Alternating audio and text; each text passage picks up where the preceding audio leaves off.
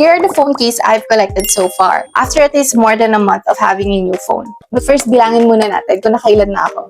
1, 2, 3, 4, 5, 6, 7, 8, 9, 10, 11. Bali, 11 lahat ng to, isa sa phone ko, tapos meron pa akong isa na nakapack. So, total ng phone cases ko na nakollect ko so far is 13. Bago ako bumili ng phone, may mantra ako na magsastop na ako magko-collect, magsastop na akong bibili. Okay lang mag-collect as long as libre, pero hindi na ako bibili kasi umabot ng at least 100 plus yung mga phone cases ko before dun sa old phone ko.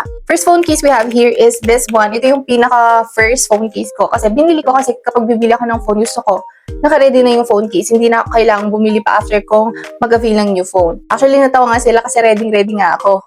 Clear phone case siya, may design ng ribbon, tapos may flower and butterfly din siya, tapos MagSafe compatible. Ito naman yung pangalawa, yellow phone case, and then may heart siya na print covered yung plateau. Yung nauna hindi. So, alam ko binili ko din to.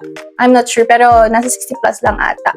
Kasi na-realize ko, wala kasing cover yung plateau ko, prone siya sa scratches. So, bumili muna ako ng merong cover. Ang third phone case ko is this one. Ito yung from Laut. Gusto ko to kasi 2-in-1 siya. Covered lahat yung sides niya except itong sa plateau.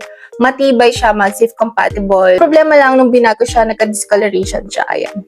But still, this is my favorite kasi masasabi ko talaga na kapag gumamit ka ng high quality phone case, protected talaga yung phone mo.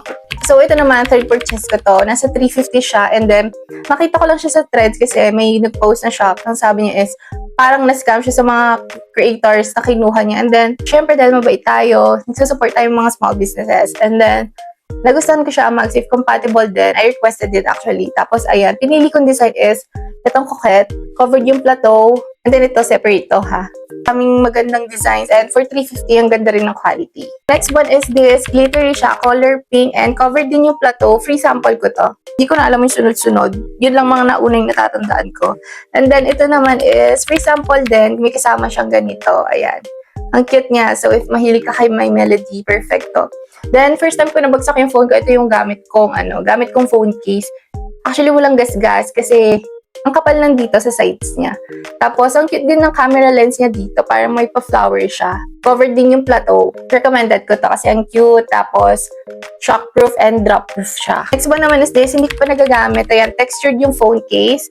Tapos, heart din yung design. One of my high-quality phone cases is this one. It's from X1. Hindi daw naninilaw to, pero ilang beses ko pa lang naman siya nagamit. And so far, ayan, good as new. Covered din yung sides and MagSafe compatible. Covered din yung plateau. I actually like this. Matigas siya. Another quality, yet mura. Free sample din to. Matigas siya. Hard shell. Tapos, soft lang naman yung sides niya. Though hindi covered yung plateau. Next free sample na natanggap ko is this one. Favorite ko rin si Hello Kitty kasi nga mahilig siya sa pink. Ayun, ang cute din. Meron siyang ganito. Tapos, may pa-cat ear siya. Next one is another free sample na phone case. May kasama siyang phone charm. Ayan, glittery siya inside and out. Hello Kitty din siya. Covered yung plateau. And ayan, wala na. Mag-add na lang ako ng clip para sa dalawang phone case na hindi ko pa napakita.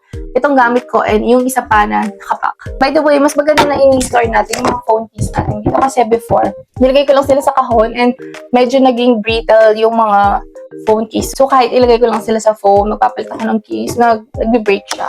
So these are the additional clips. Ito yung gamit kong phone case while recording that video. Super cute ng phone charm niya. I love it. This one naman, ito yung sinasabi kong nakapack. It's from an international phone case brand na Casebang. It's very unique kasi may mga images snap siya kagaya nito. So kailangan mo lang talaga is one case base. Then you can buy a lot of images snap. Nagdagdag na rin ako ng phone charm. Medyo bulky lang siya pero cute. Here are some of my images snap. So every time na gustong magpalit, ayan, meron akong dalawa. Next phone case naman, nagtagal sa akin to. Like imbis na everyday ako nagpapalit, weekly dahil dito. It's super simple, color pink. Akala ko leather siya pero it's not. And the current phone case I'm using right now is itong silicone phone case. Another for everyday na phone case, gagaya nung isa. And here are my latest phone case from Casspace. I'm telling you, they're not your average phone case. This is a strawberry smoothie quicksand phone case. And I just found out na yung quicksand sa loob, glow in the dark siya. Last one is this corduroy phone case. As in, real fabric siya, real buttons. Stitchings are perfect. So now, can you guess nakailan akong phone case? That's all.